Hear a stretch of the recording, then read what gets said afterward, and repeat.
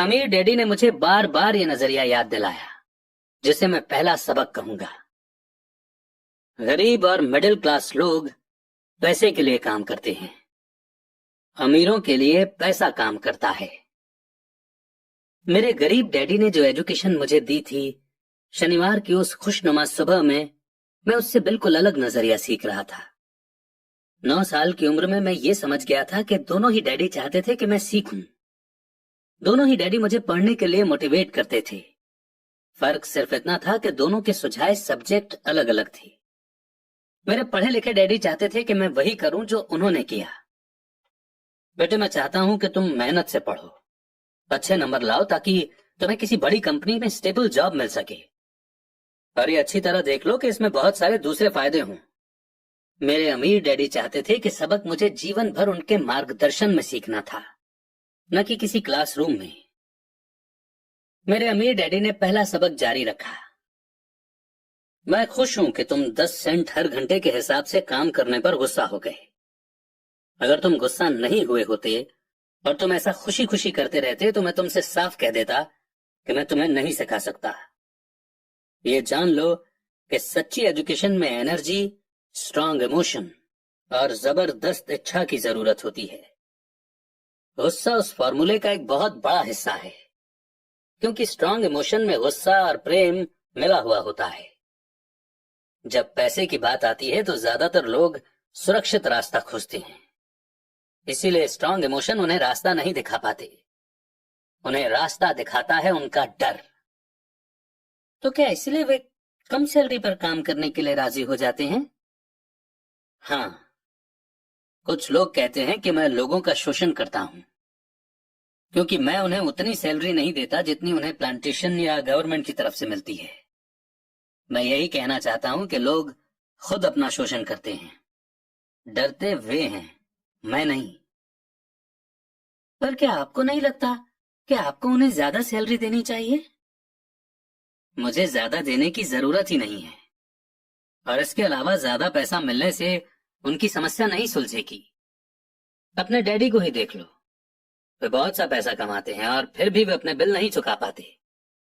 दुनिया में ऐसे बहुत से लोग हैं जिन्हें अगर ज्यादा पैसा मिल जाए तो वे ज्यादा कर्ज में डूब जाएंगे। तो इसी कारण आपने मुझे 10 सेंट हर घंटे की सैलरी दी, मैंने मुस्कुराते हुए कहा। ये सबक का हिस्सा था। बिल्कुल सही। देखो, तुम्हारे डैडी स्कूल गए और उन्होंने बहुत बढ़िया एजुकेशन इसलिए हासिल की ताकि उन्हें अच्छी सैलरी वाला जॉब मिल सके, जो उन्हें मिल गई। पर आज भी उनके पास पैसे की तंगी है। ऐसा इसलिए है क्योंकि उन्होंने स्कूल में पैसे के बारे में कुछ भी नहीं सीखा। और सबसे बड़ी बात यह है कि वे पैसे के लिए काम करने में भरोसा करते हैं।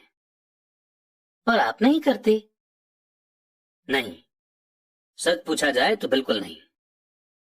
अगर तुम पैसे के लिए काम करना सीखना चाहते हो तो स्कूल में ही रहो। ये सीखने के लिए उससे बढ़िया जगह कोई नहीं है। पर अगर तुम ये सीखना चाहते हो कि पैसा तुम्हारे लिए किस तरह काम करे, तो ये मैं तुम्हें सिखा सकता हूं, पर तभी जब तुम सीखना चाहो। क्या हर कोई ये नहीं सीखना चाहता? मैंने पूछा। नहीं, सिर्फ इसलिए क्योंकि पैसे के लिए काम करना ज्यादा आसान है, खासकर तब जब पैसे के बारे में आपकी बेसिक भावना डर हो। मैं समझ नहीं पाया, मैंने त्योरियां चढ़ाकर कहा। उसकी चिंता फिलहाल मत करो। अभी इतना ही समझ लो कि डर के कारण ही ज्यादातर लोग अपनी जॉब कर रहे हैं। अपने बिल ना चुका पाने का डर, जॉब से निकाल दिए जाने का डर, खुद के पास काफी पैसा न होने का डर, एक बार फिर से शुरू करने का डर। ये किसी बिजनेस को सीखने और पैसे के लिए काम करने की कीमत है। ज्यादातर लोग पैसे के गुलाम बन जाते हैं और फिर वे अपने बॉस पर अपनी भड़ास निकालते हैं। तो आपकी नजर में पैसे से अपने लिए काम करवाना एक बिल्कुल अलग मुद्दा है? बिल्कुल, अमीर डैडी ने जवाब दिया, बिल्कुल। शनिवार की उस खुशनुमा सुबह हवाई में हम लोग चुपचाप बैठे रहे। मेरे दोस्त उस समय लिटिल लीग बेसबॉल गेम शुरू कर ही रहे होंगे, पर किसी वजह से मैं खुश था कि मैंने 10 सेंट हर घंटे के हिसाब से काम करने का फैसला किया था। मुझे लगा था कि मैं कुछ ऐसा सीखने जा रहा था जो मेरे दोस्त स्कूल में कभी नहीं सीख पाएंगे। सीखने के लिए तैयार? अमीर डैडी ने पूछा। बिल्कुल, मैंने दांत निकाल कर कहा। मैंने अपना वादा निभाया है। मैंने तुम्हें दूर बैठे बैठे भी सिखाया है। 9 साल की उम्र में तुम्हें इस बात का पता चल चुका है कि पैसे के लिए काम करना कैसा होता है। अपने पिछले महीने को 50 सालों से मल्टीप्लाई कर लो और तुम्हें इस बात का अंदाजा हो जाएगा कि ज्यादातर लोगों की जिंदगी किस तरह गुजरती है। मैं समझ नहीं पाया। जब तुम मुझसे मिलने के लिए लाइन में इंतजार कर रहे थे तो तुम्हें कैसा लग रहा था? एक बार नौकरी के लिए और दूसरी बार सैलरी बढ़वाने के लिए? भयानक, मैंने कहा। और तुम्हें तब कैसा लगा था जब मिसेस मार्टिन ने तुम्हारे हाथ में 3 घंटे के काम के लिए 3 सिक्के थमाए थे? मुझे लगा था ये काफी नहीं है। मुझे लग रहा था कि ये कुछ भी नहीं है। मैं निराश हुआ था। और यही ज्यादातर एम्प्लॉयज को लगता है जब वे अपनी सैलरी के चेक को देखते हैं, खासकर तब जब उससे टैक्स और बाकी कटौतियां कर ली जाती हैं।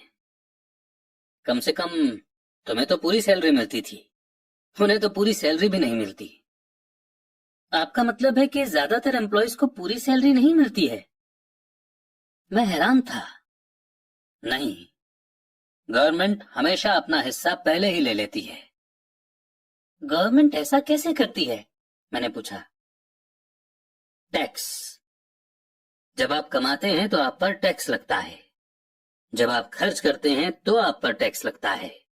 जब आप बचाते हैं तो आप पर टैक्स लगता है। और जब आप मर जाते हैं तो भी आप पर टैक्स लगता है। लोग गवर्नमेंट को ऐसा क्यों करने देते हैं? अमीर लोग ऐसा नहीं करने देते, अमीर डैडी ने मुस्कुराकर कहा। पर गरीब और मिडिल क्लास लोग ऐसा करने देते हैं। मैं दावा करता हूं कि मैं तुम्हारे डैडी से ज्यादा कमाता हूं, पर वे ज्यादा टैक्स चुकाते हैं। ये कैसे संभव है? मैंने पूछा। 9 साल का बच्चा इस अजीब आंकड़े को नहीं समझ पा रहा था। कोई आदमी गवर्नमेंट को ऐसा करने की इजाजत कैसे दे सकता है? अमीर डैडी चुपचाप बैठे रहे। मैं समझ गया कि वे चाहते थे कि मैं सुनूं, न कि उनसे फालतू के सवाल करूं। आखिर मैं शांत हो गया। जो मैंने सुना था वो मुझे अच्छा नहीं लगा था। मैं जानता था कि मेरे डैडी हमेशा टैक्स का रोना रोते रहते थे, पर दरअसल इस बारे में वो कुछ भी नहीं कर पाते थे। क्या जिंदगी उन्हें धक्का दे रही थी? अमीर डैडी मेरी तरफ देखते हुए अपनी कुर्सी में धीमे धीमे और खामोशी से हिलने लगे। सीखने के लिए तैयार? उन्होंने पूछा। मैंने अपना सिर धीमे से हिलाया। जैसा मैंने कहा, सीखने के लिए बहुत कुछ है। पैसे से अपने लिए काम कैसे करवाया जाए, ये जिंदगी भर चलने वाली पढ़ाई है। ज्यादातर लोग 4 साल के लिए कॉलेज जाते हैं और उनकी पढ़ाई पूरी हो जाती है। मैं पहले से ही जानता हूं कि मेरी पैसों से जुड़ी हुई पढ़ाई जीवन भर चलेगी। और इसकी वजह यह है कि मैं जितना ज्यादा जान लेता हूं, उससे भी ज्यादा जानने की मेरी इच्छा बढ़ती चली जाती है। ज्यादातर लोग इस सब्जेक्ट को कभी नहीं पढ़ते। वे नौकरी पर जाते हैं, अपनी सैलरी लेते हैं, अपनी चेकबुक को बैलेंस करते हैं और बात खत्म हो जाती है। इसके बाद भी उन्हें अचरज होता है कि उनके जीवन में पैसे की समस्याएं क्यों हैं। फिर वे सोचते हैं कि ज्यादा पैसों से उनकी समस्या हल हो जाएगी। बहुत कम लोगों को यह एहसास होता है कि असली समस्या पैसों से जुड़ी एजुकेशन या नॉलेज की है। तो मेरे डैडी को टैक्स की समस्या इसलिए है क्योंकि उनमें पैसों की समझ नहीं है? मैंने बेचैन होकर पूछा। देखो, पैसे से अपने लिए काम कैसे करवाया जाए, टैक्स तो उस एजुकेशन का सिर्फ एक हिस्सा है। आज तो मैं सिर्फ ये देखना चाहता था कि तुम में अब भी पैसे के बारे में सीखने की गहरी इच्छा बची है या नहीं। ज्यादातर लोगों में सीखने की गहरी इच्छा नहीं होती। वे स्कूल जाना चाहते हैं, कोई बिजनेस सीखना चाहते हैं, अपनी नौकरी में मजे करना चाहते हैं और ढेर सारा पैसा कमाना चाहते हैं। एक दिन वे तब जागते हैं जब उनके सामने पैसे की समस्या आ जाती है, और तब वे काम करना बंद नहीं कर सकते। पैसे के लिए काम करने की यही कीमत होती है और उन्हें ये कीमत चुकानी ही पड़ती है। अगर वे पैसे से अपने लिए काम करवाना सीख लेते तो उनके सामने ये समस्या कभी नहीं आती। तो तुम में अब भी सीखने की, जानने की इच्छा है? अमीर डैडी ने पूछा। मैंने हामी में सिर हिलाया। अच्छा, अब काम पर वापस जाओ और इस बार मैं तुम्हें बिल्कुल सैलरी नहीं दूंगा। क्या? मैंने हैरान होकर पूछा। तुमने सही सुना है, सैलरी बंद। तुम हर शनिवार 3 घंटे उसी तरह काम करोगे, पर इस बार तुम्हें 10 सेंट हर घंटे के हिसाब से सैलरी नहीं मिलेगी। तुम्ही ने तो कहा कि तुम पैसे के लिए काम करना नहीं सीखना चाहते, इसलिए मैं बदले में तुम्हें कुछ भी नहीं दूंगा। मुझे अपने सुने हुए शब्दों पर भरोसा नहीं हो रहा था। मैंने माइक से पहले ही बात कर ली है, वो पहले से ही काम कर रहा है, मुफ्त में डिब्बों की सफाई कर रहा है और उन्हें करीने से जमा रहा है। अब तुम भी जल्दी से जाकर काम में जुट जाओ। ये ठीक नहीं है, मैं चिल्लाया। आपको कुछ न कुछ सैलरी तो देनी चाहिए। तुमने कहा था कि तुम सीखना चाहते हो। अगर तुम इस बात को अभी नहीं सीख पाओगे तो तुम भी उन्हीं 2 औरतों और बूढ़े आदमी की तरह बन जाओगे जो मेरे लिविंग रूम में बैठे थे। ये लोग पैसे के लिए काम करते हैं और डरते हैं कि मैं उन्हें नौकरी से न निकाल दूं। या तुम अपने डैडी की तरह बन जाओगे जो पैसा तो बहुत कमाते हैं पर गले तक कर्ज में डूबे रहते हैं। शायद उन्हें यह उम्मीद रहती है कि ज्यादा पैसे से उनकी समस्या सुलझ जाएगी। अगर तुम यही चाहते हो तो मैं एक बार फिर 10 सेंट के अपने पुराने वादे पर लौटने के लिए तैयार हूं। या तुम वो कर सकते हो जो ज्यादातर लोग करते हैं, इस बारे में शिकायत करो कि सैलरी बहुत कम है और तुम ये नौकरी छोड़कर दूसरी नौकरी की तलाश शुरू कर दो। मेरी समझ में नहीं आ रहा है कि मैं क्या करूं, मैंने पूछा। अमीर डैडी ने अपने सिर पर उंगली रखी। इसका इस्तेमाल करो। अगर तुम इसका सही इस्तेमाल करोगे तो तुम मुझे जल्द ही इस बात के लिए धन्यवाद दोगे कि मैंने तुम्हें मौका दिया और एक दिन तुम बहुत अमीर आदमी बन जाओगे। मैं वहां ये सोचते हुए खड़ा था कि मुझे कितना घटिया ऑप्शन दिया जा रहा है। मैं यहाँ अपनी सैलरी बढ़वाने आया था और अब मुझे मुफ्त में काम करने के लिए कहा जा रहा है। अमीर डैडी ने एक बार फिर अपनी उंगली को सिर पर रखा और कहा कि इसका इस्तेमाल करो। अब यहां से जाओ और अपने काम में जुट जाओ। तो सबक 1, अमीर लोग पैसे के लिए काम नहीं करते। मैंने अपने गरीब डैडी को यह नहीं बताया कि अब मैं मुफ्त में काम कर रहा हूं। उन्हें यह समझ में नहीं आता। मैं उन्हें इसकी वजह ठीक से इसलिए नहीं समझा सकता था क्योंकि मैं खुद भी इसे ठीक से नहीं समझ पाया था। अगले 3 हफ्ते माइक और मैं 3 घंटे तक हर शनिवार को काम करते रहे, मुफ्त में। काम बहुत परेशानी वाला नहीं था और वक्त गुजरने के साथ साथ ये ज्यादा आसान होता जा रहा था। मुझे अफसोस था तो बस अपने छूटे हुए बेसबॉल गेम्स और कॉमिक्स का। अब मैं उनका मजा नहीं ले सकता था। तीसरे हफ्ते दोपहर में अमीर डैडी आए। हमने उनके ट्रक के पार्किंग में आने की आवाज सुनी। वे स्टोर में घुसे और उन्होंने मिसेस मार्टिन को गले लगाकर हेलो कहा। स्टोर में क्या चल रहा है ये जानने के बाद वे आइसक्रीम फ्रीजर के पास गए। उसमें से 2 आइसक्रीम निकाली, उनका दाम चुकाया और इसके बाद मेरी और माइक की तरफ इशारा करके कहा, चलो घूमने चलते हैं। हम सड़क के पार गए, कुछ कारों को चकमा दिया और एक बड़े घास के मैदान में टहलने लगे जहां कुछ बड़े लोग सॉफ्ट बॉल खेल रहे थे। दूर की पिकनिक टेबल पर बैठकर उन्होंने माइक और मुझे आइसक्रीम दी। कैसा चल रहा है? बढ़िया, माइक ने कहा। मैंने सहमति में सिर हिलाया। कुछ और सीखा? अमीर डैडी ने पूछा। माइक और मैंने एक दूसरे की तरफ देखा, अपने कंधे उचकाए और अपने सिर को नामे एक साथ हिलाया। और अब जो हम सबक सीखने वाले थे वो ये था, जिंदगी के सबसे बड़े जाल से बचना। अच्छा ये होगा कि तुम बचपन से ही ये सोचना शुरू कर दो। तुम अब जिंदगी के सबसे बड़े सबक को देख रहे हो। अगर तुम इस सबक को सीख लेते हो तो तुम बहुत ज्यादा आजादी और सुरक्षा भरी जिंदगी का सुख ले सकते हो। अगर तुम ये सबक नहीं सीख पाते हो तो तुम भी मिसेस मार्टिन और इस पार्क में खेल रहे ज्यादातर लोगों की तरह ही बन जाओगे। वे बहुत ज्यादा मेहनत करते हैं पर उसके बदले में उन्हें बहुत कम पैसे मिलते हैं। वे नौकरी की सुरक्षा के मोह में फंसे रहते हैं। हर साल मिलने वाली 3 हफ्ते की छुट्टियों और 45 साल तक काम करते रहने के बाद मिलने वाली थोड़ी सी पेंशन का सपना देखते रहते हैं। अगर इस तरह की जिंदगी जीने में तुम्हें सुख मिलता है तो मैं तुम्हारी सैलरी बढ़ाकर 25 सेंट हर घंटा कर सकता हूँ। पर ये लोग अच्छे लोग हैं और मेहनती भी हैं, फिर आप उनका मजाक क्यों उड़ा रहे हैं? मैंने पूछा।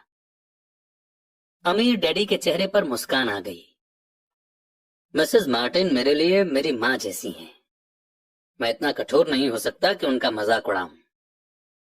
ये कठोर लगता जरूर है क्योंकि मैं तुम दोनों के सामने सिचुएशन साफ करना चाहता हूं, और वो भी आसान शब्दों में। मैं तुम्हारे नजरिए को बड़ा करना चाहता हूं ताकि तुम कुछ आगे भी देख सको, दूर तक देख सको। ज्यादातर लोगों को आगे देखने का फायदा कई बार सिर्फ इसलिए नहीं मिलता क्योंकि उनके देखने का दायरा बहुत छोटा होता है। ज्यादातर लोग जिस जाल में फंसे हुए हैं वे उसे देख ही नहीं पाते। माइक और मैं वहां पर सोचते हुए बैठे रहे क्योंकि हम उनकी बातों का मतलब पूरी तरह से नहीं समझ सके थे। उनकी बातें सुनने में कठोर और कड़वी लग रही थी, पर हम ये भी जानते थे कि वे हमें कुछ सिखाने की काफी कोशिश कर रहे थे।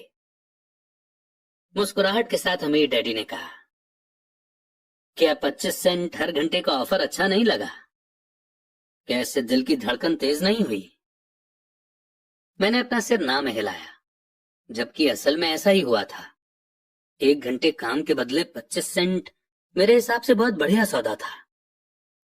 अच्छा, मैं तुम्हें 1 घंटे के $1 दूंगा, अमीर डैडी ने शरारत भरी मुस्कान के साथ कहा।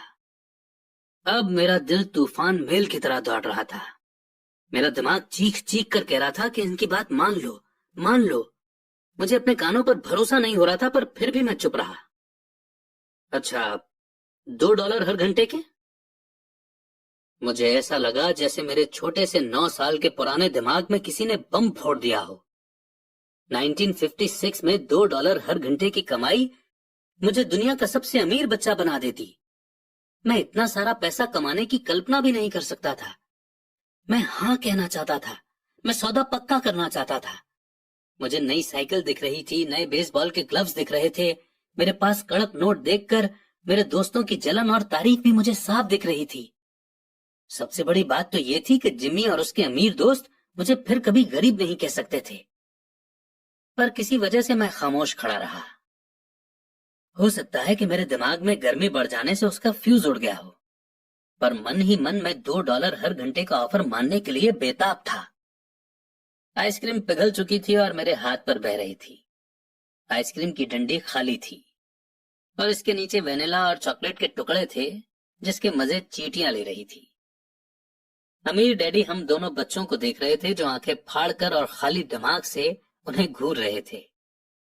उन्हें मालूम था कि वे हमारा टेस्ट ले रहे हैं, और वे ये भी जानते थे कि हमारे दिल का एक कोना उस ऑफर को मानने के लिए बेताब हो रहा होगा।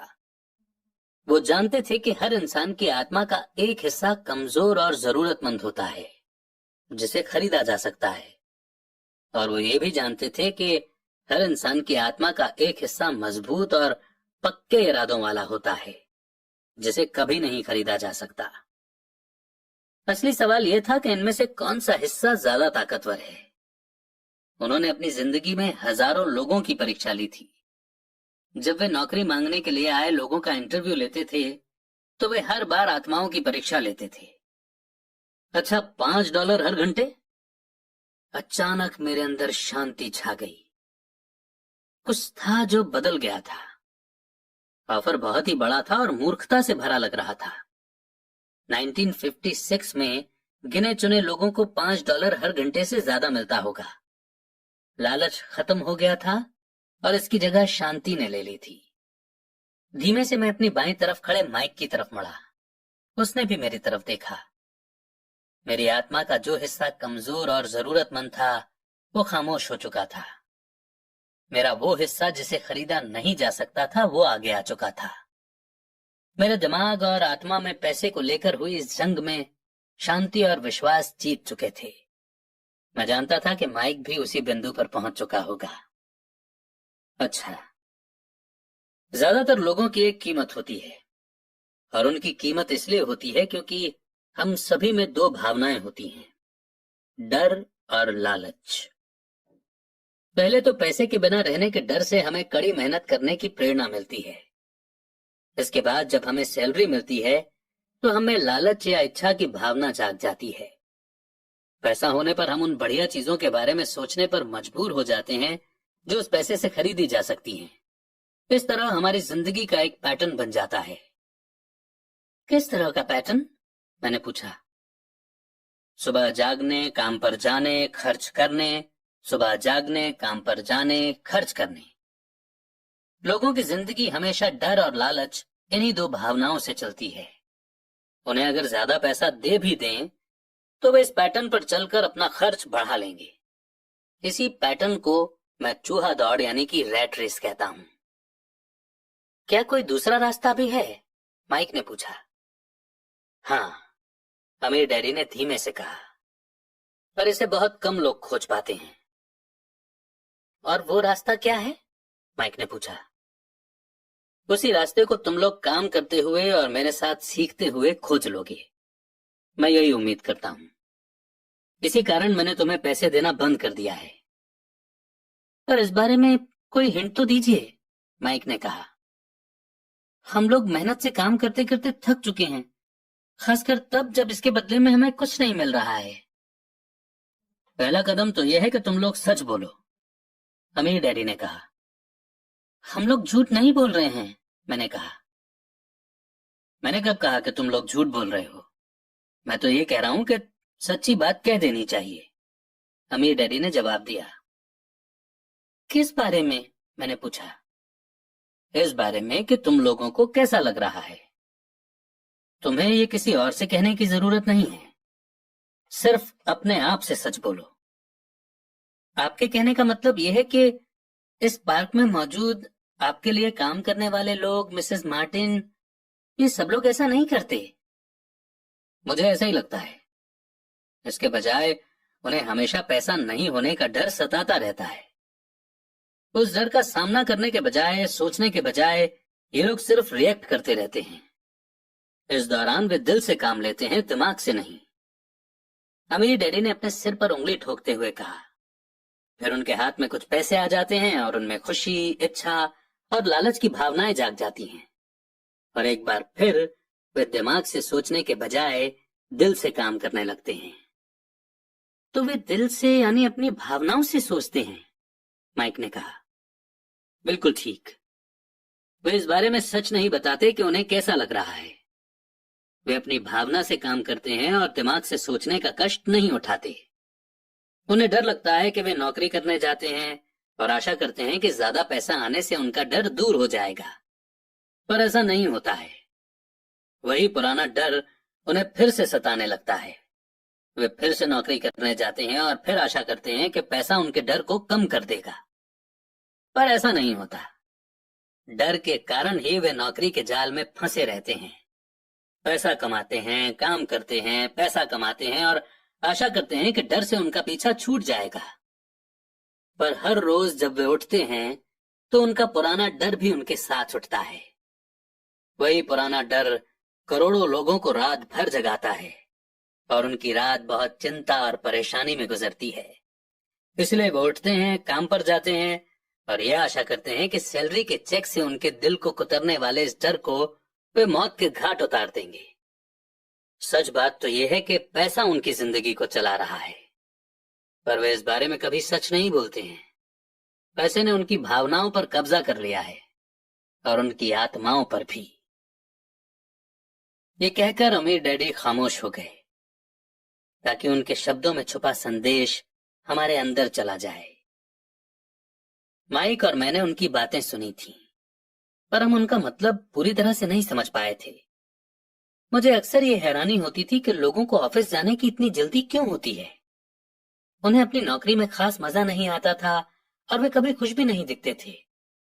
फिर क्या वजह थी जो उन्हें जल्दी ऑफिस जाने के लिए मोटिवेट करती थी? जब अमीर डैडी ने देख लिया कि हम जितना समझ सकते थे हमने उतना समझ लिया है, तो उन्होंने आगे कहा, मैं ये चाहता हूं कि तुम लोग इस जाल से बचो। दरअसल मैं तुम्हें यही सिखाना चाहता हूं। मेरा मकसद तुम्हें सिर्फ अमीर बनना सिखाना नहीं है, क्योंकि अमीर बनने से समस्या नहीं सुलझेगी। अमीर बनने से समस्या नहीं सुलझेगी? मैंने आश्चर्य से पूछा। बिल्कुल नहीं। मुझे दूसरी भावना, इच्छा के बारे में अपनी बात पूरी करने दो।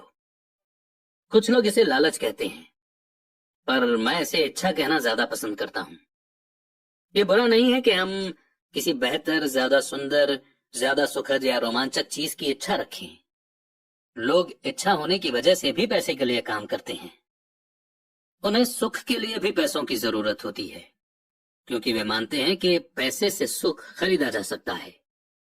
पर पैसा जो खुशी देता है वो अक्सर पल भर की होती है।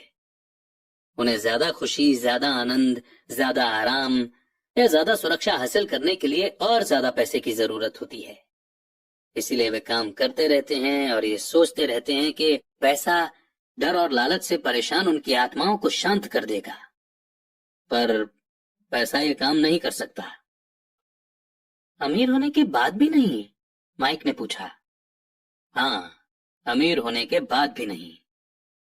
दरअसल बहुत से अमीर लोग इच्छा के कारण नहीं, बल्कि डर के कारण अमीर होते हैं। वे सचमुच सोचते हैं कि दौलत हो तो पैसे न होने का डर, गरीब होने का डर खत्म हो जाता है। इसीलिए वे ढेर सारी दौलत जमा कर लेते हैं और तब जाकर उन्हें पता चलता है कि उनका डर और भी बढ़ गया है। उन्हें अब इसके खोने की चिंता सताने लगती है। मैं ऐसे दोस्तों को जानता हूं जो बहुत सा पैसा होने के बाद भी काम में जुटे रहते हैं। मैं ऐसे लोगों को भी जानता हूं जिनके पास आज करोड़ों की दौलत है, पर वे आज उससे भी ज्यादा चिंतित और परेशान हैं जितने वे अपने गरीबी के दिनों में थे। उन्हें इस बात का डर है कि वे अपनी सारी दौलत खो देंगे। अमीर बनने से पहले जो डर उन्हें सता रहे थे, वे अमीर होने के बाद और भी बढ़ गए हैं। दरअसल उनकी आत्मा का कमजोर और जरूरतमंद हिस्सा अब और तेजी से चीख रहा है। वे अपने आलीशान बंगलों, शानदार कारों और उस ऐशो आराम की जिंदगी को नहीं खोना चाहते जो पैसे से खरीदी गई हैं। वे इसी चिंता में घुलते रहते हैं कि अगर वे कंगाल हो गए तो उनके दोस्त क्या कहेंगे। इसी चिंता की वजह से कई लोग तो न्यूरोटिक और फ्रस्ट्रेट हो चुके हैं। हालांकि वे अमीर दिखते हैं और उनके पास पहले से ज्यादा पैसा है। तो क्या गरीब आदमी ज्यादा सुखी होता है? मैंने पूछा। नहीं, मेरे हिसाब से तो नहीं होता। पैसे से दूर रहना भी उतना ही बड़ा पागलपन है जितना कि उसके पीछे भागना। उसी समय कस्बे का एक पागल आदमी हमारी मेज के पास से गुजरा और कूड़ेदान के पास रुककर उसमें कुछ ढूंढने लगा, जैसे उसे किसी ने समझाकर भेजा हो। चर्चा के इस मोड़ पर हम तीनों उसकी हरकतों को दिलचस्पी के साथ देख रहे थे, जबकि इससे पहले हमने उसे नजरअंदाज कर दिया होता। अमीर डैडी ने अपने पर्स में से $1 निकाला और उस पागल बूढ़े को अपने पास आने का इशारा किया। पैसा देखते ही वो तुरंत चला आया। उसने पैसे लिए और अमीर डैडी को ढेर सारी दुआएं दी, पर अपनी अच्छी किस्मत पर खुश होकर वो जल्दी से चला गया। इसमें और मेरे ज्यादातर एम्प्लॉयज में बहुत फर्क नहीं है। मैं ऐसे बहुत से लोगों से मिला हूं जो कहते हैं, अरे मुझे पैसे में कोई रुचि नहीं है, फिर भी वे हर रोज 8 घंटे की नौकरी पर जाते हैं। ये तो सच्चाई को नकारना है। अगर उन्हें पैसे में रुचि नहीं है तो वे नौकरी पर क्यों जाते हैं? इस तरह की सोच पागलपन की सोच है। उस कंजूसी भरी सोच से भी ज्यादा पागलपन की जिसमें कोई आदमी पैसे पर कुंडली मार कर बैठ जाता है। जब मैं वहां अपने अमीर डैडी की बात सुन रहा था तब मेरे दिमाग में यह ख्याल आ रहा था कि मेरे गरीब डैडी 1000 बार ये कह चुके थे कि मुझे पैसों में कोई रुचि नहीं है। वे ऐसा अक्सर कहा करते थे। वे खुद की असली भावनाओं को छुपाने के लिए हमेशा ये भी कहा करते थे कि मैं इसलिए काम करता हूं क्योंकि मुझे अपना काम बहुत पसंद है। तो हमें क्या करना चाहिए? यही कि हम पैसे के लिए काम नहीं करें जब तक कि हमारे मन से डर और लालच की भावनाएं पूरी तरह से न निकल जाएं। नहीं, उसमें तो बहुत सा समय बर्बाद हो जाएगा। भावनाओं के कारण ही तो हम इंसान हैं। इन्हीं के कारण हमारी हस्ती है। भावना शब्द का मतलब है चलायमान ऊर्जा, यानी कि मूविंग एनर्जी। अपनी भावनाओं के बारे में ईमानदार रहो। अपने दिमाग और अपनी भावनाओं का इस्तेमाल अपने सपोर्ट में करो, न कि अपने विरोध में, यानी कि न कि अपने अगेंस्ट। आहा, माइक ने कहा। अगर तुम्हें मेरी बात समझ में नहीं आई हो तो इस बारे में चिंता मत करो। आगे आने वाले सालों में तुम्हें इसका मतलब समझ में आ जाएगा। अपनी भावनाओं पर रिएक्ट करने के बजाय उन्हें एनालाइज करने की कोशिश करो। ज्यादातर लोग ये नहीं जानते कि वे अपने दिमाग से सोचने के बजाय अपने दिल की भावनाओं से सोचते हैं। आपकी भावनाएं तो आपकी रहेंगी ही, पर आपको अपने दिमाग से सोचना भी आना चाहिए, क्योंकि दिमाग को सोचने के लिए ही बनाया गया है। क्या आप मुझे इसका कोई एग्जाम्पल दे सकते हैं? मैंने पूछा। क्यों नहीं। जब कोई आदमी ये कहता है कि मुझे नौकरी खोजने की जरूरत है, तो इस बात की बहुत संभावना है कि उसकी भावनाएं फैसला कर रही हैं। इस विचार का असली कारण है पैसा न होने का डर। पर अपनी जिंदगी चलाने के लिए लोगों को पैसे की जरूरत तो पड़ती ही है, मैंने कहा। बिल्कुल पड़ती है। हमें डैडी मुस्कुराए। मैं सिर्फ ये कह रहा हूं कि उनके डर के कारण उनके मन में ये विचार आता है। मैं समझ नहीं पाया, माइक ने कहा। अगर आपके मन में पैसे की कमी का डर जाग जाए तो तुरंत नौकरी के लिए दौड़ मत लगाइए, ताकि कुछ रुपयों के सहारे उस डर को मार दिया जाए। इसके बजाय खुद से ये सवाल पूछिए, क्या लंबे समय में इस डर का सबसे बढ़िया इलाज नौकरी है? मेरे ख्याल से इसका जवाब नहीं में होता है, खासकर जब आप किसी आदमी की पूरी जिंदगी को देखते हैं। नौकरी लॉन्ग टर्म प्रॉब्लम का शॉर्ट टर्म सॉल्यूशन है। पर मेरे डैडी हमेशा कहा करते हैं, स्कूल में पढ़ो, अच्छे नंबर लाओ, ताकि तुम्हें एक सुरक्षित और अच्छी नौकरी मिल सके। मैंने हड़बड़ी में बोल ही दिया। हाँ, मैं समझ सकता हूँ कि वे ऐसा क्यों कहते हैं। अमीर डैडी ने मुस्कुरा कर कहा, ज्यादातर लोग ऐसी ही सलाह देते हैं और ज्यादातर लोगों के लिए ये एक अच्छा विचार होता है, पर लोगों की सलाह के पीछे भी डर छुपा होता है। आपका मतलब ये है कि मेरे डैडी ऐसा इसलिए कहते हैं क्योंकि वे डरे हुए हैं? हाँ, वे घबराए हुए हैं कि शायद तुम पैसा नहीं कमा पाओगे और समाज में फिट नहीं हो पाओगे। मुझे गलत मत समझना, वे तुम्हें प्यार करते हैं और तुम्हारा भला चाहते हैं, और मैं सोचता हूं कि उनका डर सही भी है। एजुकेशन और जॉब इम्पोर्टेंट है, पर इससे डर का इलाज नहीं होगा। वही डर जो उन्हें सुबह उठकर कुछ रुपए कमाने के लिए पुश करता है, उसी डर के कारण वे तुम्हारे स्कूल जाने पर इतना जोर देते हैं। तो आपकी सलाह क्या है? मैंने पूछा। मैं चाहता हूं कि मैं तुम्हें पैसों की ताकत पर काबू पाना सिखाऊं। पैसे का डर तुम्हारे दिमाग से निकल जाना चाहिए, और ये स्कूल में नहीं सिखाया जाता। अगर तुम इसे नहीं सीखोगे तो तुम पैसे के गुलाम बन जाओगे। अब उनकी बातें मेरी समझ में आ रही थीं।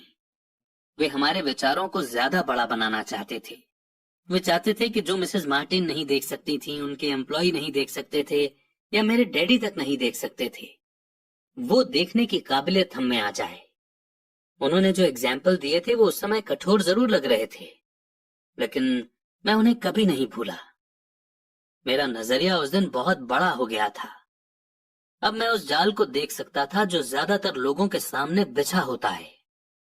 देखो, आखिरकार हम सभी लोग एम्प्लॉय हैं। हम सिर्फ अलग अलग लेवल पर काम करते हैं, अमीर डैडी ने कहा। मैं तुम लोगों से बस यही चाहता हूं कि तुम लोग इस जाल से बचे रहो। डर और लालच, इन दो फंदों से बनने वाले जाल से। इनका इस्तेमाल अपने सपोर्ट में करो, अपने अगेंस्ट नहीं। मैं तुम लोगों को यही सिखाना चाहता हूं। मैं तुम लोगों को ये नहीं सिखाना चाहता कि ढेर सारा पैसा कैसे इकट्ठा कर लिया जाए। उससे डर या लालच को नहीं जीता जा सकता। अगर तुम्हें डर और लालच पर काबू पाना नहीं आता तो तुम चाहे कितने भी अमीर बन जाओ, असलियत में तुम एक बड़ी सैलरी पाने वाले गुलाम ही रहोगे। तो हम किस तरह इस जाल से बच सकते हैं? मैंने पूछा।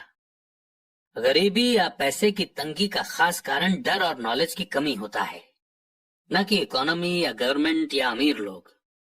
ये खुद का ओढ़ा हुआ डर या ज्ञान होता है जो लोगों को इस जाल में फंसाए रखता है। इसीलिए तुम बच्चों को स्कूल जाना चाहिए और अपने कॉलेज की पढ़ाई पूरी करनी चाहिए। मैं तुम लोगों को यह जरूर सिखाऊंगा कि इस जाल से कैसे बचा जा सकता है। पहेली के टुकड़े अब सामने आ चुके थे। मेरे पढ़े लिखे डैडी के पास बड़ी डिग्रियां थीं और एक बढ़िया करियर भी था, पर स्कूल ने उन्हें कभी ये नहीं सिखाया कि पैसे या अपने डर को किस तरह काबू में रखा जाता है। अब मैं समझ चुका था कि मैं अपने दोनों डैडियों से अलग अलग लेवल पर अहम बातें सीख सकता हूँ। तो आप पैसा न होने के डर के बारे में बात कर रहे थे। पैसे की इच्छा किस तरह हमारी सोच पर असर डालती है? माइक ने पूछा। तुम्हें तब कैसा महसूस हुआ था जब मैंने तुम्हारी सैलरी बढ़ाने का लालच दिया था? क्या तुमने देखा था कि तुम्हारी इच्छाएं किस तरह बढ़ रही थीं?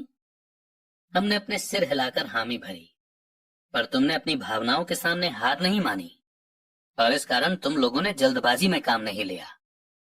इससे तुम्हें सोचने का वक्त मिल गया। पर सबसे जरूरी है, हम में हमेशा डर और लालच की भावनाएं रहेंगी। इसी पल से तुम लोगों के लिए यह सबसे इंपॉर्टेंट है कि तुम इन भावनाओं का इस्तेमाल अपने सपोर्ट में करो और लंबे समय तक ऐसा करो। अपनी भावनाओं को अपने दिमाग पर हावी मत होने दो, और इस तरह अपने विचारों को मैला मत होने दो। ज्यादातर लोग डर और लालच का इस्तेमाल खुद के विरोध में करते हैं। यह अज्ञान की शुरुआत होती है। डर और इच्छा की भावनाओं के कारण ही ज्यादातर लोग सैलरी के चेक, सैलरी में बढ़ोतरी और नौकरी की सुरक्षा के पीछे भागते भागते अपनी पूरी जिंदगी निकाल देते हैं। असल में वे ये सोचते ही नहीं हैं कि भावनाओं के आधार पर उन्हें जिंदगी किस तरफ ले जा रही है। ये तो वही बात हो गई जिसमें गाड़ी खींचने वाले गधे के सामने उसका मालिक गाजर लटकाए रखता है, जो उसकी नाक के ठीक सामने होती है। गधे का मालिक जहां जाना चाहता है वहां जाता है, पर गधा तो लालच के कारण भाग रहा है। कल गधे के लिए दूसरी गाजर आ जाएगी और गधा उसका पीछा करने लगेगा। आपके कहने का मतलब है, जिस समय मैंने नए बेसबॉल ग्लव्स, कैंडी और खिलौनों के सपने देखना शुरू किया था, उस समय मेरी हालत उस गधे की तरह हो गई थी जो गाजर के पीछे भागता है? माइक ने पूछा। हाँ, और उम्र के साथ साथ तुम्हारे खिलौने भी और ज्यादा महंगे होते जाएंगे। अपने दोस्तों पर रौब झाड़ने के लिए एक नई कार, एक याच और एक आलीशान घर। हमें डैडी ने मुस्कुराकर कहा। डर आपको दरवाजे से बाहर धक्का देता है, इच्छा आपको अंदर बुलाती है, आपको चट्टानों की तरफ ललचाती है। यही जाल है। तो इसकी काट क्या है? माइक ने पूछा। डर और इच्छा अज्ञान की वजह से बढ़ते हैं। इसीलिए अमीर लोगों के पास जितना ज्यादा पैसा होता है, उनका डर भी उतना ही ज्यादा बड़ा होता है। पैसा ही गाजर है, भ्रम है। अगर गधा पूरी तस्वीर देख सकता तो शायद वो गाजर का पीछा करने के अपने फैसले पर दोबारा सोचता। अमीर डैडी ने आगे ये समझाया कि आदमी की जिंदगी अज्ञान और ज्ञान के बीच होने वाला संघर्ष है। उन्होंने बताया कि एक बार कोई आदमी खुद के बारे में ज्ञान की खोज करना बंद कर देता है तो उसकी जिंदगी में अज्ञान घुस जाता है। ये संघर्ष हर पल होता है। इसलिए हमें ये फैसला करना है, ये सीखना है कि अपने दिमाग को खुला रखा जाए या इसे बंद कर लिया जाए। देखो, स्कूल बहुत ज्यादा इम्पोर्टेंट है। आप स्कूल इसलिए जाते हैं ताकि आप वहां कोई स्किल या बिजनेस सीख सकें, और इस तरह से आप समाज में योगदान दे सकें। हर समाज में टीचर, डॉक्टर, मैकेनिक, कलाकार, कुक, बिजनेसमैन, पुलिस ऑफिसर, दमकल कर्मी और सिपाहियों की जरूरत होती है। स्कूल उन्हें ये सब सिखाते हैं ताकि हमारा समाज डेवलप हो सके और हमारा कल्चर समृद्ध हो सके। दुर्भाग्य से लोगों के लिए स्कूल एजुकेशन का अंत होता है, शुरुआत नहीं। एक लंबी खामोशी छाई रही। अमीर डैडी मुस्कुरा रहे थे। उस दिन उन्होंने जो कहा था वो मैं पूरी तरह से नहीं समझ पाया था, पर ज्यादातर महान टीचर्स के शब्द सालों तक हमें सिखाते रहते हैं। उनके शब्द इसी तरह से आज भी मेरे साथ हैं। मैं आज थोड़ा कठोर हुआ, एक वजह से कठोर हुआ। मैं चाहता था कि तुम लोगों को आज की ये चर्चा हमेशा याद रहे। मैं चाहता हूं कि तुम लोग हमेशा मिसेस मार्टिन के बारे में सोचो। मैं चाहता हूं कि तुम लोग हमेशा उस गधे के बारे में सोचो। इन्हें कभी मत भूलना। अगर तुमने अपनी समझदारी से उन्हें काबू में नहीं किया तो डर और लालच की तुम्हारी दोनों भावनाएं तुम्हें जिंदगी के सबसे बड़े जाल में फंसा सकती हैं। अपनी जिंदगी को डरते डरते गुजारना, अपने सपनों को पूरा न करना निर्दयता है। ये भी निर्दयता है कि पैसे के लिए कड़ी मेहनत की जाए और ये सोचा जाए कि पैसे से खरीदी चीजें सुख दे सकती हैं। बिल चुकाने के डर से घबरा कर आधी रात को जागना जीने का एक भयानक तरीका है। सैलरी के हिसाब से जिंदगी जीना भी कोई जीना है। ये सोचना कि कोई नौकरी आपको सुरक्षा का एहसास दे सकती है, खुद से झूठ बोलना है। ये कठोरता है और यही वो चाल है जिससे मैं तुम्हें बचाना चाहता हूं। मैंने देखा है कि पैसा किस तरह से लोगों की जिंदगियों को चलाता है। ऐसा अपने साथ मत होने देना। भगवान के लिए पैसे को अपनी जिंदगी मत चलाने देना। हमारी मेज के नीचे सॉफ्ट बॉल आ गई। अमीर डैडी ने उसे उठाया और वापस खिलाड़ियों के पास फेंक दिया। तो अज्ञान का लालच और डर से क्या ताल्लुक है? मैंने पूछा। यह पैसे का ही अज्ञान है जिसकी वजह से इतना लालच और डर पैदा होता है। मैं तुम्हें कुछ एग्जाम्पल देता हूं। एक डॉक्टर जो अपने परिवार को ज्यादा खुशी देना चाहता है, अपनी फीस बढ़ा देता है। उसकी फीस बढ़ने की वजह से हेल्थ फैसिलिटी हर एक के लिए महंगी हो जाती है। अब इससे गरीब लोगों को सबसे ज्यादा नुकसान पहुंचता है। इसीलिए गरीब लोगों की हेल्थ अमीर लोगों से ज्यादा बुरी होगी। अब क्योंकि डॉक्टरों ने अपनी फीस बढ़ा दी है, इसीलिए वकील भी अपनी फीस बढ़ा देते हैं। क्योंकि वकीलों ने अपनी फीस बढ़ा दी है, इसलिए स्कूल के टीचर भी अपनी सैलरी बढ़वाना चाहते हैं, जिसके कारण हमारा टैक्स बढ़ता है और ये सिलसिला कभी ना खत्म होने वाला बनकर रह जाता है। जल्द ही अमीर और गरीब लोगों के बीच इतना बड़ा गैप हो जाएगा कि प्रलय आ जाएगी और एक और महान सिविलाइजेशन धराशायी हो जाएगी। महान सिविलाइजेशन तभी बर्बाद हुई है जब अमीरों और गरीबों के बीच का फर्क बहुत ज्यादा हो जाता है। अमेरिका भी उसी रास्ते पर चल रहा है और इससे ये साबित होता है कि हिस्ट्री अपने आप को दोहराती है। और क्योंकि हम इतिहास से कुछ नहीं सीखते हैं, हम सिर्फ हिस्टोरिकल तारीखें और नाम रखते हैं और उनके सबक को भूल जाते हैं। क्या कीमतें नहीं बढ़नी चाहिए? मैंने पूछा। अच्छी तरह से चल रही गवर्नमेंट और एक पढ़े लिखे समाज में तो नहीं। कीमतें दरअसल कम होनी चाहिए। जाहिर है कि ऐसा सिर्फ थ्योरी में हो सकता है। कीमतें अज्ञान से पैदा हुए लालच और डर के कारण बढ़ती हैं। अगर स्कूलों में पैसों के बारे में सिखा दिया जाता तो लोगों के पास ज्यादा पैसा होता और मार्केट की कीमतें भी कम होती।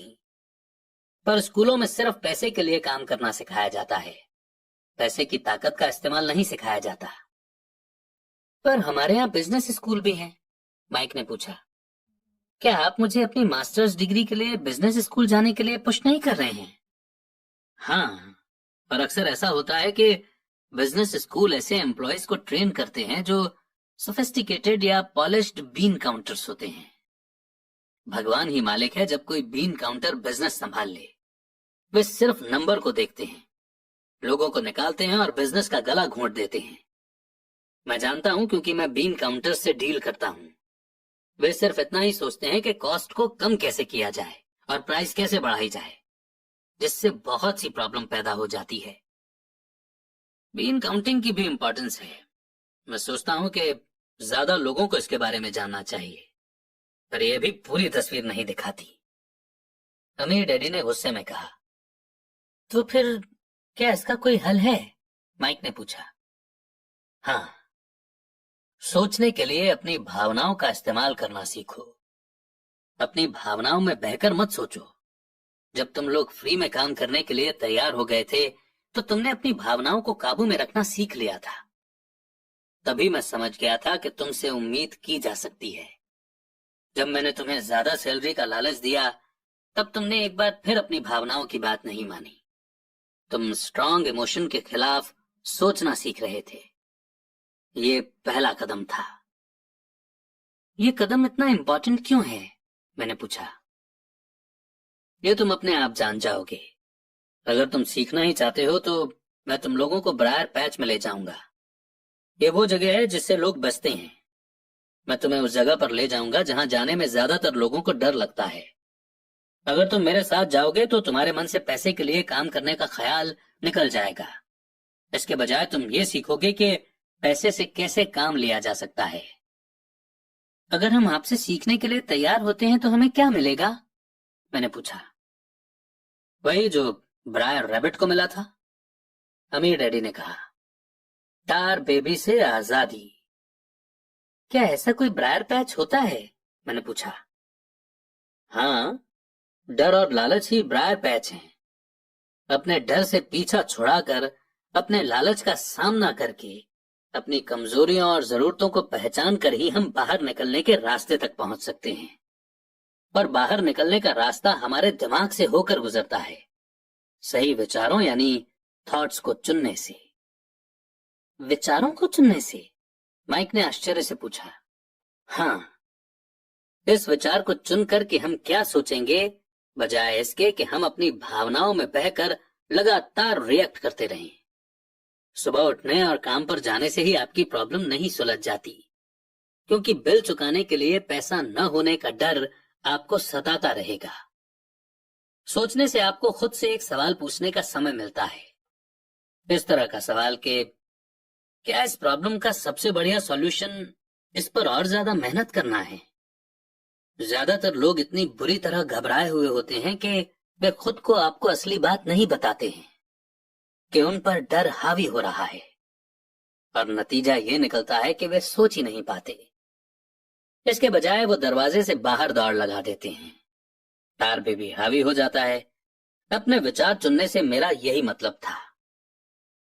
पर हम ऐसा किस तरह करेंगे? माइक ने पूछा। यही तो मैं तुम्हें सिखाने वाला हूं।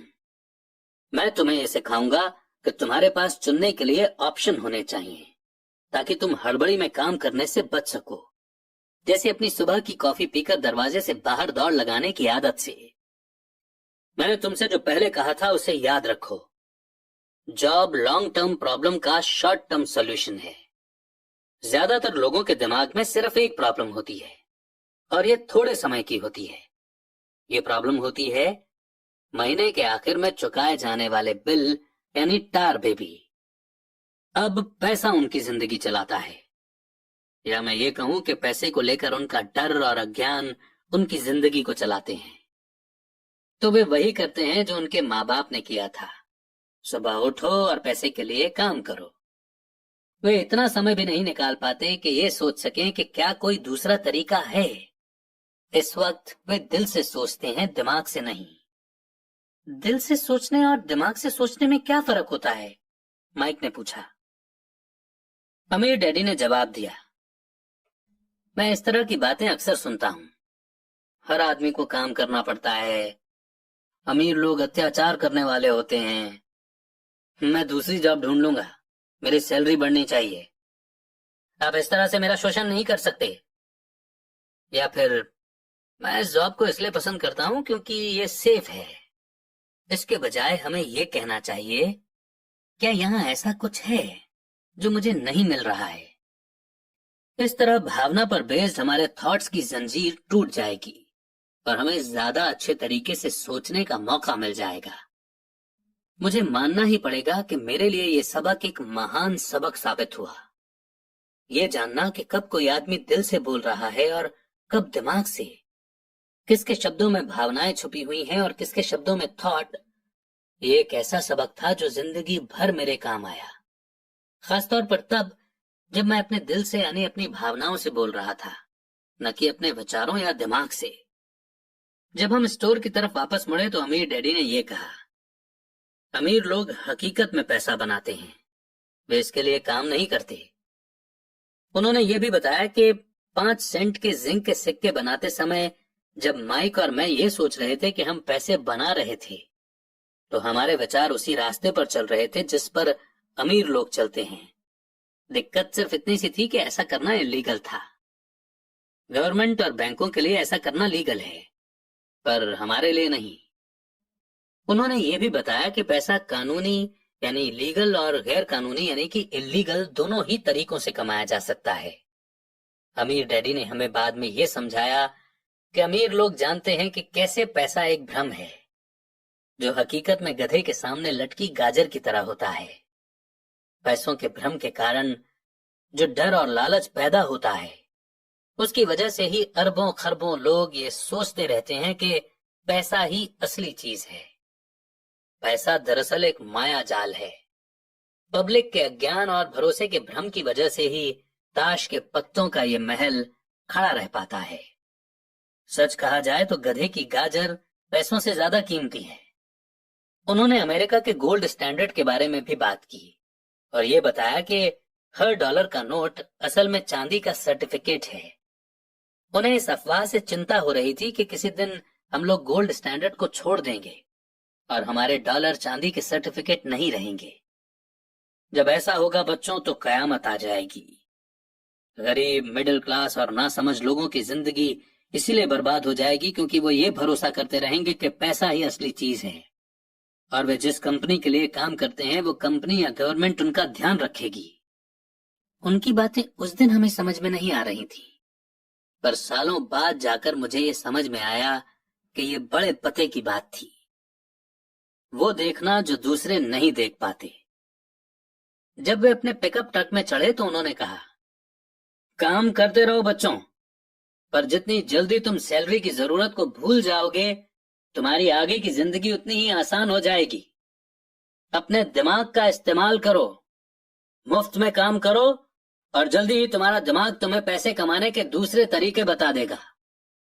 उन तरीकों से तुम इस जॉब से ज्यादा कमा लोगे।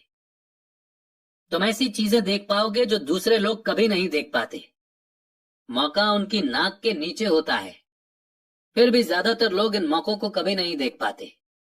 इसका कारण यह है कि वे पैसा और सिक्योरिटी ढूंढते रहते हैं, इसलिए उन्हें यही मिलता है। जिस वक्त तुम एक मौका भांपने में कामयाब हो जाओगे उसके बाद तुम जिंदगी भर का मौका भांप सकते हो। जिस वक्त तुम ऐसा कर लोगे मैं तुम लोगों को कुछ और बातें सिखाऊंगा। इस बात को ध्यान से समझ लो ताकि तुम जिंदगी के सबसे बड़े जाल से बच सको। वो टार बेबी तुम्हें कभी नहीं छू पाएगी। माइक और मैंने स्टोर से अपनी चीजें उठाई और मिसेस मार्टिन से गुड बाय कहा। हम वापस पार्क गए, उसी पिकनिक बेंच पर बैठे और वहां घंटों तक सोचते रहे और बातें करते रहे। हमने अगला हफ्ता स्कूल में इसी बारे में सोचते और बातें करते हुए बिताया। 2 हफ्तों तक हम लोग सोचते रहे, बातें करते रहे और मुफ्त में काम करते रहे। दूसरे शनिवार के आखिर में मैं मिसेस मार्टिन से एक बार फिर से गुड बाय कर रहा था और कॉमिक बुक स्टैंड को लालच भरी नजर से देख रहा था। हर शनिवार 30 सेंट न मिलने में सबसे दुख की बात यह थी कि मेरे पास कॉमिक्स खरीदने के लिए बिल्कुल भी पैसे नहीं होते थे। अचानक जब मिसेस मार्टिन मुझे और माइक को गुड बाय कर रही थीं, मैंने उन्हें एक ऐसा काम करते हुए देखा जो इसके पहले कभी नहीं देखा था। मेरा मतलब है कि मैंने इसके पहले उन्हें ऐसा करते देखा तो था, पर उस पर कभी ध्यान नहीं दिया था। मिसेस मार्टिन ने कॉमिक्स के पहले पेज को आधा काटा और उसे संभालकर अपने पास रख लिया। बाकी की बुक को उन्होंने एक बड़े से ब्राउन कार्डबोर्ड के डिब्बे में डाल दिया। जब मैंने उनसे पूछा कि वे इन कॉमिक्स का क्या करती हैं, तो उन्होंने कहा कि मैं उन्हें फेंक देती हूँ। जब वो नई कॉमिक्स लाता है तो मैं ऊपर के आधे कवर को क्रेडिट के लिए कॉमिक बुक डिस्ट्रीब्यूटर को दे देती हूँ। वो 1 घंटे में आने ही वाला है। माइक और मैंने 1 घंटे तक इंतजार किया। जल्दी ही वो डिस्ट्रीब्यूटर आया और मैंने उससे पूछा कि क्या हमें कॉमिक्स मिल सकती हैं। इस पर उसने जवाब दिया कि आपको मिल सकती हैं अगर आप इस स्टोर में काम करते हैं और अगर आप ये वादा करें कि आप उन्हें नहीं बेचेंगे। हमारी पार्टनरशिप एक बार फिर कायम हो गई थी। माइक की मम्मी ने बेसमेंट में हमें एक खाली कमरा दे दिया जो उनके किसी काम नहीं आता था। हमने उसकी सफाई करके उसमें सैकड़ों कॉमिक्स जमा कर ली। जल्दी ही हमारी कॉमिक्स लाइब्रेरी लोगों के लिए खोल दी गई। माइक की छोटी बहन को पढ़ने का बहुत शौक था, इसलिए हमने उसे अपना लाइब्रेरियन बना दिया। लाइब्रेरी में आने और कॉमिक्स पढ़ने के लिए वो हर बच्चे से 10 सेंट लेती थी। स्कूल खत्म होने के बाद हर दोपहर 2:30 से 4:30 बजे तक लाइब्रेरी खुलती थी। पड़ोस के बहुत से बच्चे इसके कस्टमर बन गए थे और वे जितनी कॉमिक्स पढ़ना चाहते थे 2 घंटे में पढ़ सकते थे। ये उनके लिए बढ़िया सौदा था क्योंकि एक कॉमिक्स की कीमत 10 सेंट होती थी और 2 घंटे में वे 5 या 6 कॉमिक्स पढ़ लेते थे। माइक की बहन लौटते समय बच्चों की तलाशी लेती थी और ये देख लेती थी कि वे अपने कपड़ों में कॉमिक्स छुपाकर तो नहीं ले जा रहे हैं। वो इस बात का रिकॉर्ड भी रखती थी कि हर रोज कितने बच्चे आए, उनका नाम क्या था और उनके सुझाव क्या थे। माइक और मुझे 3 महीने तक हर हफ्ते एवरेज में $9.5 का फायदा हुआ। हमने उसकी बहन को हर हफ्ते $1 का पेमेंट किया और उसे मुफ्त में कॉमिक्स पढ़ने का फायदा भी दिया। हालांकि वो कॉमिक्स कभी कभार ही पढ़ती थी क्योंकि वो हमेशा ही अपनी पढ़ाई में लगी रहती थी। माइक और मैं डील के मुताबिक हर शनिवार स्टोर में काम करते रहे। साथ ही हम अलग अलग दुकानों से कॉमिक्स इकट्ठी करते रहे। हमने वादे के मुताबिक कॉमिक्स नहीं बेची थी। जब कोई कॉमिक फट जाती थी तो हम उसे जला देते थे। हमने इसकी एक ब्रांच खोलने की भी कोशिश की, लेकिन हमें माइक की बहन की तरह मेहनती और भरोसेमंद लाइब्रेरियन नहीं मिला। बहुत कम उम्र में ही हमने ये जान लिया था कि अच्छे स्टाफ को खोजना कितना मुश्किल होता है। लाइब्रेरी खुलने के 3 महीने बाद हमारी लाइब्रेरी में एक प्रॉब्लम आ गई।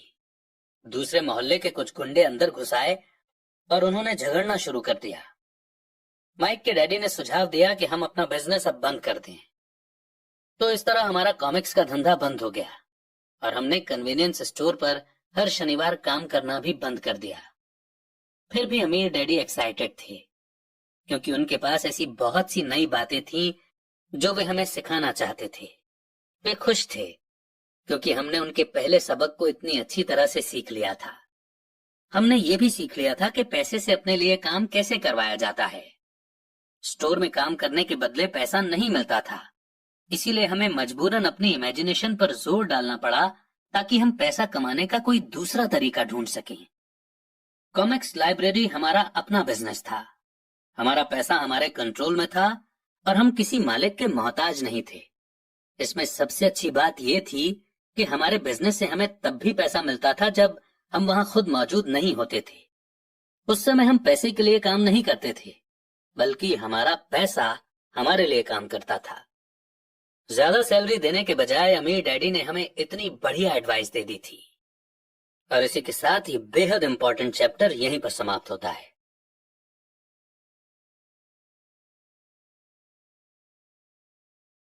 चैप्टर 3, लेसन 2, पैसे की समझ क्यों सिखाई जानी चाहिए। 1990 में मेरे सबसे अच्छे दोस्त माइक ने अपने डैडी का लंबा चौड़ा बिजनेस संभाल लिया है और उसे अपने डैडी से ज्यादा कामयाबी मिल रही है। हम एक दूसरे से साल में सिर्फ 1 या 2 बार गोल्फ कोर्स पर मिलते हैं। वो और उसकी पत्नी इतने ज्यादा अमीर है कि आप इसकी कल्पना भी नहीं कर सकते। अमीर डैडी का एम्पायर बहुत सुरक्षित हाथों में है और अब माइक अपने बेटे को उसी तरह सिखा रहा है जिस तरह से उसके डैडी ने हमें सिखाया था। 1994 में मैं 47 साल की उम्र में रिटायर हो गया और मेरी पत्नी किम उस वक्त 37 साल की थी। रिटायरमेंट का मतलब ये नहीं है कि हम काम नहीं करते या आगे काम नहीं करेंगे। इसका मतलब यह है कि जब तक हमारी लाइफ में बहुत बड़ी कोई घटना ना हो जाए तब तक हम काम करने या न करने के लिए आजाद हैं। इसका कारण यह है कि हमारी दौलत अपने आप बढ़ती रहती है, इन्फ्लेशन के रेट से कहीं ज्यादा तेज रफ्तार से। मुझे लगता है कि आजादी इसी को कहते हैं। हमारी दौलत इतनी ज्यादा है कि ये अपने आप बढ़ सकती है। ये पेड़ लगाने की तरह है। आप सालों तक इसे पानी देते हैं और एक दिन इसे आपकी जरूरत नहीं रह जाती। इसकी जड़ें जमीन में काफी गहराई तक पहुंच जाती हैं। इसके बाद ये पैसे का पेड़ आपके सुख के लिए छाया और फल देता है। माइक ने एम्पायर चलाने का ऑप्शन चुना और मैंने रिटायर होने का। जब भी मैं लोगों से बात करता हूं तो वे अक्सर मुझसे सलाह मांगते हैं कि उन्हें क्या करना चाहिए, शुरुआत कहां से और कैसे की जाए, आपकी नजर में कौन सी बुक अच्छी रहेगी, वगैरह वगैरह। सबसे अमीर बिजनेसमैन। 1923 में हमारे सबसे महान नेता और सबसे अमीर बिजनेसमैन शिकागो में एजवाटर बीच पर इकट्ठे हुए। ये सारे लोग बहुत मशहूर थे। चार्ल्स श्वाब सबसे बड़ी स्टील कंपनी के हेड थे। सैमुअल इंसुल दुनिया की सबसे बड़ी यूटिलिटी के प्रेसिडेंट थे। हार्वर्ड हॉम्सन सबसे बड़ी गैस कंपनी के हेड थे। आइवर क्रूजर दुनिया की सबसे बड़ी कंपनियों में से एक इंटरनेशनल मैच कंपनी के प्रेसिडेंट थे। Leon Fraser Bank of International Settlement के प्रेसिडेंट थे। Richard Whitney New York Stock Exchange के हेड थे। आर्थर कॉटन और जेसी लिवरमोर 2 सबसे बड़े स्टॉक स्पेक्युलेटर थे और अल्बर्ट फॉल प्रेसिडेंट हार्डिंग के कैबिनेट में मिनिस्टर थे। लेकिन क्या आपको पता है कि 25 साल बाद इनमें से 9 लोगों का अंत इस तरह से हुआ। श्वाब 5 साल तक कर्ज में डूबे रहने के बाद गरीबी में मरे। इंसुल की मौत विदेश में दिवालियेपन की हालत में हुई, यानी ये बैंकरप्ट हो गए थे। क्रूजर और कॉटन भी गरीबी में मरे। हॉम्सन पागल हो गए। विटनी और अल्बर्ट फॉल उस समय जेल से रिहा हुए थे। फ्रेजर और लिवरमोर आत्महत्या कर चुके थे। शायद कोई भी ठीक से ये नहीं बता सकता कि इन लोगों के साथ ऐसा क्यों हुआ। ये बात 1923 यानी कि 1923 की है। हम इतना अंदाजा तो लगा सकते हैं कि ये 1929 के मार्केट क्रैश और ग्रेट इकोनॉमिक डिप्रेशन के ठीक पहले का समय था। मंदी का इन लोगों पर बेशक बहुत ज्यादा असर हुआ होगा। देखने वाली बात यह है कि आज हम इन लोगों से ज्यादा मुश्किल समय में जी रहे हैं। बदलाव ज्यादा तेजी से हो रहे हैं और पूरी दुनिया में हो रहे हैं। मुझे लगता है कि आने वाले 25 सालों में बहुत से ऐसे उतार चढ़ाव आएंगे जो इन लोगों द्वारा झेले गए उतार चढ़ावों की तरह ही होंगे। मुझे ये चिंता है कि बहुत से लोग सिर्फ पैसे पर अपना ध्यान लगाए बैठे हैं और अपनी सबसे बड़ी दौलत पर ध्यान नहीं दे रहे हैं, जिसका नाम है नॉलेज। अगर लोग फ्लेक्सिबल होने, दिमाग खुला रखने और सीखने के लिए तैयार रहें, तो इन बदलावों के बावजूद वे बहुत अमीर बन सकते हैं। अगर लोग ये सोचेंगे कि पैसा ही उनकी प्रॉब्लम को सुलझा सकता है, तो ऐसे लोगों के लिए आने वाला समय बहुत परेशानी से भरा होगा। बुद्धि से प्रॉब्लम सॉल्व होती है और पैसा आता है। अगर आपके पास पैसे की समझ नहीं है तो पैसा चाहे आ भी जाए, पर ज्यादा देर टिकेगा नहीं। ज्यादातर लोग जिंदगी भर ये समझ नहीं पाते कि असली बात ये नहीं है कि आप कितना पैसा कमाते हैं, बल्कि ये है कि आप कितना पैसा रख पाते हैं, यानी कितना पैसा सेव कर पाते हैं। आपने पक्का लॉटरी जीतने वाले उन गरीबों की कहानियां सुनी होंगी जो अचानक से अमीर बन जाते हैं, पर कुछ समय बाद वे फिर से गरीब हो जाते हैं। ये लोग लाखों करोड़ों जीतते हैं, फिर भी वे लौट कर वहीं आ जाते हैं जहां से उन्होंने शुरुआत की थी। आपने उन प्रोफेशनल एथलीट्स की कहानियां भी पढ़ी होंगी जो 24 साल की उम्र में हर साल करोड़ों रुपए कमाते हैं और 34 साल की उम्र में उन्हें पुल के नीचे सोना पड़ता है, बेघर। आज ही के अखबार में एक नौजवान बास्केटबॉल प्लेयर की खबर छपी है जो 1 साल पहले करोड़ों का मालिक था। आज वो शिकायत करता फिर रहा है कि उसके दोस्तों, वकीलों और अकाउंटेंट्स ने उसके पैसे हड़प लिए और इसी वजह से आज उसे बहुत कम पैसों पर कार धोने का काम करना पड़ रहा है। वो सिर्फ 29 साल का है, लेकिन क्या आपको पता है कि उसे कार धोने के काम से भी निकाल दिया गया? इसकी वजह यह थी कि उसने कार साफ करते समय अपनी चैंपियनशिप रिंग उतारने से मना कर दिया था, यानी हाथों से अंगूठी निकालने से मना कर दिया था, और जिसकी वजह से कार साफ करते हुए कार में निशान पड़ते थे और इसलिए उसकी खबर न्यूज़पेपर में छप गई। वो अपने निकाले जाने का विरोध कर रहा है और कहता है कि ये भेदभाव है। अंगूठी ही तो उसकी महान जिंदगी की इकलौती निशानी है। उसका कहना है कि अगर आप उसकी अंगूठी उतरवा लेंगे तो उसके पास जिंदा रहने का कोई सहारा नहीं बचेगा और वो मर जाएगा। 1997 में मैं ऐसे बहुत से लोगों को जानता हूं जो नए नए करोड़पति बन रहे हैं। एक बार फिर यह 1920 के बूम वाले दशक की याद दिला देता है। हालांकि मैं खुश हूं कि इतने ज्यादा लोग अमीर बनते जा रहे हैं, पर मैं उन्हें चेतावनी देना चाहता हूं कि लंबे समय में ये इंपॉर्टेंट नहीं है कि आपने कितना पैसा कमाया, बल्कि इंपॉर्टेंट ये है कि आपने कितना पैसा सेव किया और आपने कितनी पीढ़ियों तक उस पैसे को सेव करके रखा। तो जब लोग मुझसे पूछते हैं कि हम किस तरह शुरू करें या मुझे बताइए कि जल्दी अमीर कैसे बना जा सकता है, तो वे मेरे जवाब से बहुत निराश होते हैं। मैं उनसे सिर्फ यही कहता हूं जो मेरे अमीर डैडी ने मुझसे बचपन में कहा था, अगर तुम अमीर बनना चाहते हो तो तुम्हारे पास पैसे की समझ होनी चाहिए। जब भी मैं अमीर डैडी से मिलता था, ये थॉट, ये विचार मेरे दिमाग में हर बार भर जाता था। जैसा मैंने कहा कि मेरे पढ़े लिखे डैडी हमेशा किताबें पढ़ने के फायदे बताते रहते थे, दूसरी तरफ मेरे अमीर डैडी फाइनेंशियल नॉलेज या पैसे की समझ डेवलप करने पर भी जोर देते थे। अगर आप एक बुर्ज खलीफा जैसी ऊंची बिल्डिंग बनाने जा रहे हैं तो सबसे पहले आपको एक गहरा गड्ढा खोदना पड़ेगा और एक मजबूत नींव यानी कि फाउंडेशन डालनी होगी। अगर आप किसी टाउन में एक घर बनाने जा रहे हैं तो आपको सिर्फ एक 6 इंच कंक्रीट का स्लैब डालना होगा।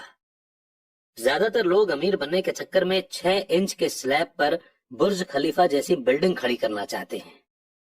हमारा स्कूल का सिस्टम उस जमाने का है जब खेती बाड़ी यानी कि एग्रीकल्चर ही इकोनॉमी का बेस थी और ज्यादातर लोग खेती बाड़ी से ही पैसे कमाते थे।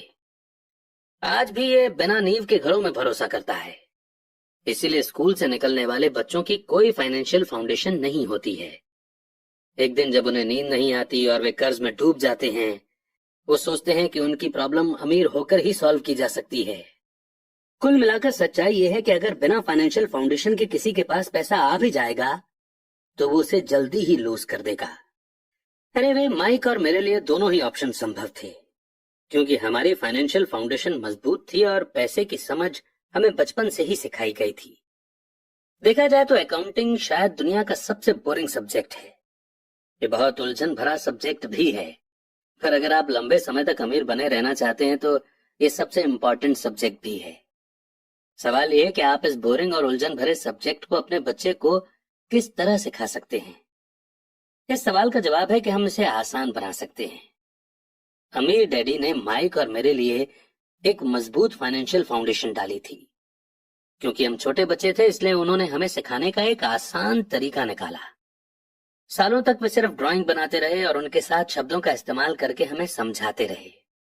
जब माइक और मैंने उन आसान डायग्राम की मदद से इकोनॉमिक टर्म्स और पैसे के खेल को समझ लिया था, तो इसके कई सालों बाद अमीर डैडी ने नंबर को जोड़ना शुरू किया।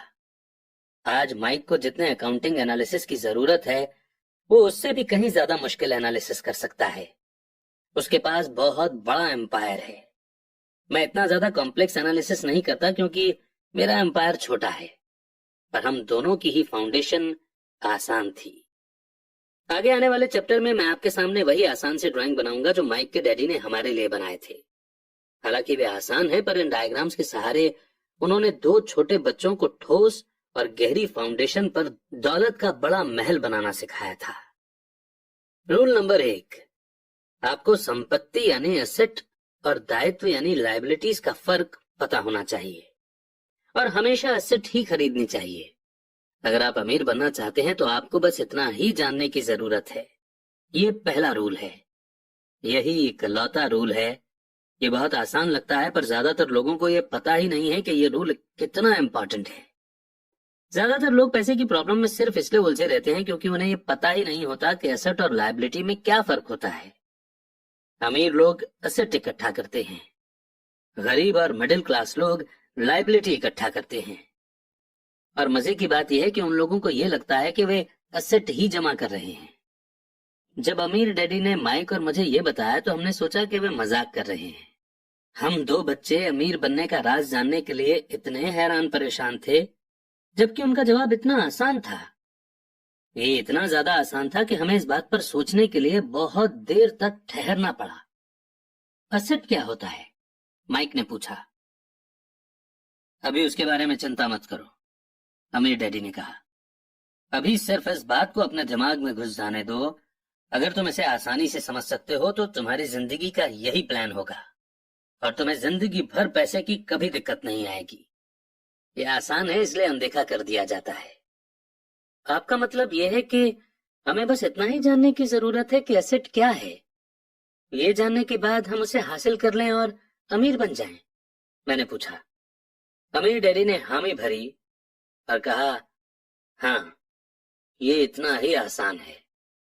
अगर ये इतना आसान है तो फिर हर आदमी अमीर क्यों नहीं बन जाता? मैंने पूछा। अमीर डैडी ने मुस्कुराकर कहा, क्योंकि वो लोग एसेट और लायबिलिटी में फर्क नहीं कर पाते। मुझे याद है मैंने पूछा था, बड़े लोग इतना मूर्ख कैसे हो सकते हैं?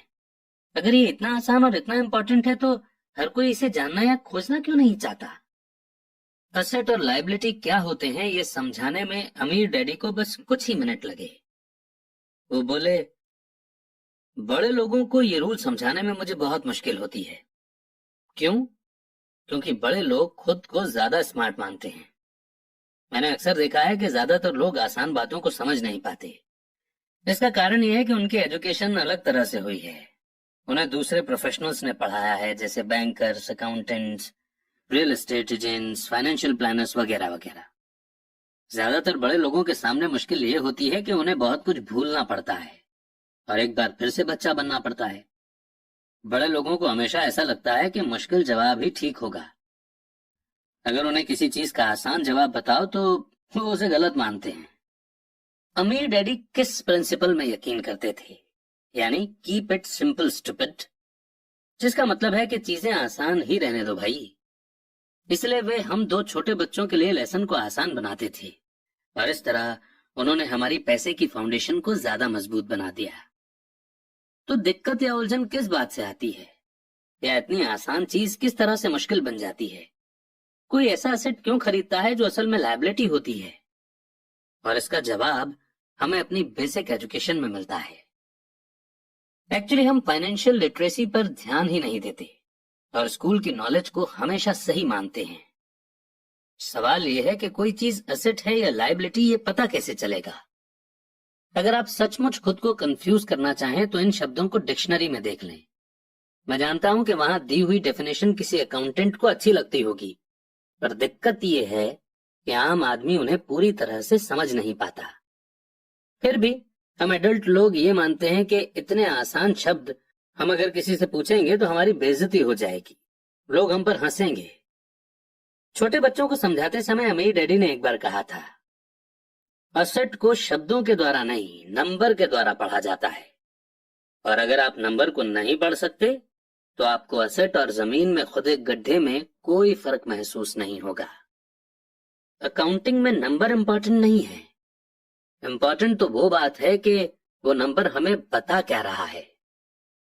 ये शब्दों की ही तरह है, शब्द इंपॉर्टेंट नहीं होते, इंपॉर्टेंट वो बात होती है जो शब्दों के जरिए बताई जाती है। एग्जाम्पल के लिए मैंने हाल ही में एक नया वीसीआर खरीदा। इसके साथ इंस्ट्रक्शन मैनुअल भी था जिसमें समझाया गया था कि अपने वीसीआर को किस तरह से प्रोग्राम किया जाता है। मैं शुक्रवार की शाम को अपने फेवरेट टीवी शो को रिकॉर्ड करना चाहता था, पर उस मैनुअल को पढ़ते पढ़ते मैं पागल हो गया। मुझे दुनिया में कोई भी काम इतना मुश्किल नहीं लग रहा था जितना कि अपने वीसीआर को प्रोग्राम करना। मैं शब्दों को पढ़ सकता था पर इसके बावजूद मुझे कुछ समझ नहीं आ रहा था। ऐसा लग रहा था कि मुझे शब्दों को पहचानने में ए ग्रेड मिल रहा था पर उन्हें समझने में मुझे एफ ग्रेड मिल रहा था, यानी उन्हें समझने में मैं फेल हो रहा था। और यही ज्यादातर लोगों के साथ पैसे के मामले में होता है। अगर आप अमीर बनना चाहते हैं तो आपको नंबर पढ़ना और उन्हें समझना आना चाहिए। मैंने अपने अमीर डैडी से यह बात हजारों बार सुनी है और मैंने यह भी सुना है कि अमीर लोग एसेट इकट्ठा करते हैं जबकि गरीब और मिडिल क्लास लोग लायबिलिटी इकट्ठा करते हैं। यहां यह बताया जा रहा है कि एसेट और लायबिलिटी में क्या फर्क होता है। ज्यादातर अकाउंटेंट और फाइनेंशियल प्रोफेशनल्स डेफिनेशन पर आपस में सहमत नहीं होते। वैसे तो इस बुक में डायग्राम्स दिए हैं, पर क्योंकि ये ऑडियो बुक है और ऑडियो में हम आपको डायग्राम्स दिखा नहीं सकते, इसलिए हम आपको इसमें दिए गए सारे कॉन्सेप्ट्स आसान सी भाषा में समझा देंगे। और बिल्कुल भी चिंता मत कीजिए क्योंकि हमने खुद इस बुक को 10 से 20 बार पढ़ा हुआ है। देखिए, सबसे पहले तो हमें 4 शब्दों को याद रखना है जो हैं